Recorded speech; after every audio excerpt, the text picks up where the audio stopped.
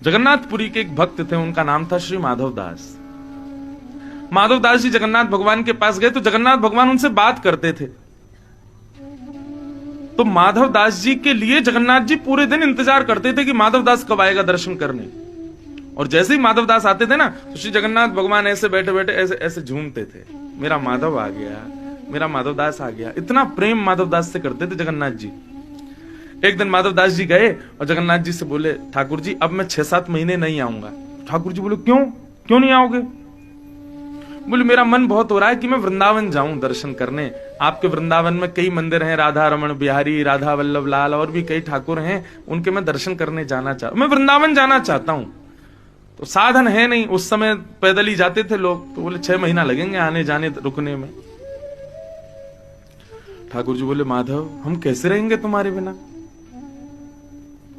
माधव दास जी बोले, देखो कौन बोल रहा है? जगन्नाथ बोल रहे हैं, जिनको पूरे विश्व में किसी की आसक्ति नहीं, जो पूरे विश्व को अपनी भ्रगुटी पर चलाते हैं, जिनके हंसने पर संसार बनता है, जिनके क्रोध होने पर संसार एक गेंद की तरह फूट जाता है, एक मटके की तरह ध्वस्त हो जाता है, वो कह रहे हैं माधव मैं तेरे बिना कैसे रहूंगा? एक सामान्य सा व्यक्ति हूं नाथ, आप प्रेम से रहो। कितने सारे माधव आते हैं आपके दर्शन करने, कितने सारे दास आते हैं, इनको आनंद कराओ, मैं जा रहा हूं वृंदावन। ठाकुर जी बोले, सुनो ना माधव दास, अहम भक्त पराधीन, सब मेरे पराधीन है, पर मैं पता नहीं क्यों अपने भक्तों पराधीन हूं, मुझे संग ले चलो ना। अरे कैसी बात कर रहे हो नाथ? ये जगन्नाथ मंदिर से 2.5-3 किलोमीटर दूर गुंडीचा ले जाने के लिए तो इतना बड़ा रथ बनाना पड़ता है। 1500 किलोमीटर दूर वृंदावन में कैसे लेके जाऊंगा आपको? यहीं विराजो, और 6 महीना की बात है, फिर आ रहा हूं ना मैं। देखो, इसको रस नहीं कहेंगे, अब इसको रास कहेंगे। लोग मंदिर से जाते हैं तो वृंदावन से जाते हैं, रोते हैं, बोले बिहारी जी कब बुलाओगे हमको? लेकिन आप वृंदावन से जाओ, ठाकुर जी रो जाएं, ये रास, ये रस नहीं है। माधव दास मंदिर से निकल रहा है और श्री जगन्नाथ जी के मोटे मोटे आंसू गिर रहे हैं। बोले, माधव मुझे संग ले चलो। चले गए माधव दास। माधव दास जी गए। अब बेचारे 2-3 दिन उनको अभ्यास था, एक सप्ताह तक भोजन नहीं मिलता था तो माधव दास जी रह लेते थे। साधक तो ऐसा ही होता है। लेकिन आज 2 ही दिन बीते चलते चलते, और माधव दास जी को इतनी जोर की भूख लगी महाराज। एक गांव में पहुंचे, एक दरवाजा जाके खटखटाने लगे। एक बूढ़ी माता ने दरवाजा खोला, बोले मैया मुझे जल्दी कुछ पवाओ। मैया बोली, अरे बाबा ने रुको रुको कैसे? बोले, नहीं मुझे बहुत जोर की भूख लगी है, और मैया मैं कैसे बताऊं, इतने दिन हो गए मुझे कभी इतनी भूख लगती नहीं है, लेकिन पता नहीं आज बहुत भूख लग रही है, मुझे आप कुछ पवाओ, नहीं तो मैं पेड़ पौधे ही खा जाऊंगा, मुझे इतनी भूख लगी है।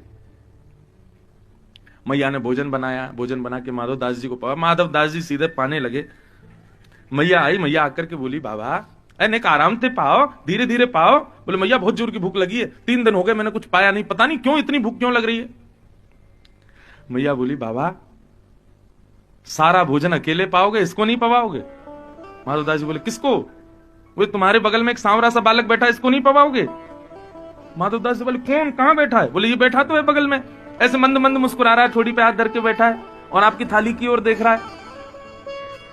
माधव दास जी बोले, मुझे नहीं दिख रहा मैया। बोले, बाबा ये सब मैं चतुराई जाननी है, तुम्हारी सारी रोटी अकेले पकाते हो इसलिए कह रहे हो मुझे दिख नहीं रहा। अरे बगल में बैठा, कितना कोमल सा बालक, रुको इसको मुझे दे के जाओ, नहीं तो मैं पूरे गांव में हल्ला कर दूंगी, किसी के घर का बालक उठा लाया बाबा। माधव दास जी बोले, भाई कौन है? थोड़ी दूर गए, तब माधव दास जी को लगा, ओहो तभी मैं कहूं इतनी भूख क्यों लग रही है मुझे, ये जगन्नाथ जी मेरे चित्त में बैठ के मेरे संग ही आ गए हैं। जैसे ही ये बात कही, इतने में ही उस विहंगम वन में ठाकुर जी प्रकट हो गए, और प्रकट होकर के बोले, माधव दास हम आ गए तुम्हारे साथ, इसीलिए इतनी भूख लग रही थी तुमको। माधव दास जी बोले, जय हो जगन्नाथ जी आपकी। बोले, वहां तो अब हमारी विग्रह विराज रहा है, 6 महीना हम तुम्हारे संगी रहेंगे। अब माधव दास जी बोले, क्या करें, मैं इसीलिए तो नहीं ला रहा था आपको, क्योंकि हमको तो अभ्यास है 6-6 दिन कुछ नहीं मिले तो रह लेते हैं। अब आप आ गए हो, अब हर 2 दिन में क्या, हर 2 घंटे में भूख लगेगी मुझे, क्योंकि संग चल रहे हो मेरे। और माधव दास जी का वही हुआ, अगले गांव में जाकर के बेचारों ने कुछ चने लिए, कुछ भिक्षाएं ली, रखी अपने पास। क्यों? हर 2 घंटे में भूख लग गया उनको। ठाकुर जी तो 8 बार भोजन करते हैं दिन में। वृंदावन पहुंचे, वृंदावन आते ही माधव दास जी बोले, पहले बिहारी जी का दर्शन करूंगा, सारे मंदिरों में जाऊंगा। लेकिन आते ही भूख लगने लगी, तो ठाकुर जी चल रहे हैं संग में। माधव दास जी बोले, मैं तो परेशान हो गया खा खा के, इतनी भूख लगती है इनको। बेचारे जमुना जी किनारे गए और चने भून करके उन चनों को ही पाने लगे। माधव दास जी जैसे ही गए बिहारी जी के मंदिर में, निधिवन राज में बिहारी जी विराजते थे, पहले निधिवन में बैठते थे ठाकुर बिहारी जी, फिर बाद में मंदिर में विराज गए। तो निधिवन राज में जब गए, कपाट बंद थे बिहारी जी के, स्वामी श्री हरदास जी सेवा कर रहे थे। स्वामी जी निकल के बाहर आए, दर्शनार्थी बैठे थे। स्वामी जी बोले, भाई तुम में से माधवदास कौन है? माधवदास जी बोले, मैं हूं माधवदास। बोले इधर आओ। बोले तुमको पता है आज ठाकुर जी भोग नहीं लगा रहे, हमारे बिहारी जी भोग नहीं लगा रहे। बोले तो मेरे से कोई अपराध हो गया? बोले हाँ, हमने ठाकुर जी से कहा ठाकुर जी भोग क्यों नहीं लगा रहे? ठाकुर जी बोले माधवदास ने रूखे चने खिला दिए मुझको, इसलिए मुझे भूख नहीं लग रही है। मेरे रूखे चनों से ही पेट भर दिया उसने। माधवदास जी भाव विभोर हो गए। बंधुओं, इसको रस नहीं कहते, इसको कहते हैं रास। जहां अपने भक्त के अधीन ठाकुर जी रहें वो रास।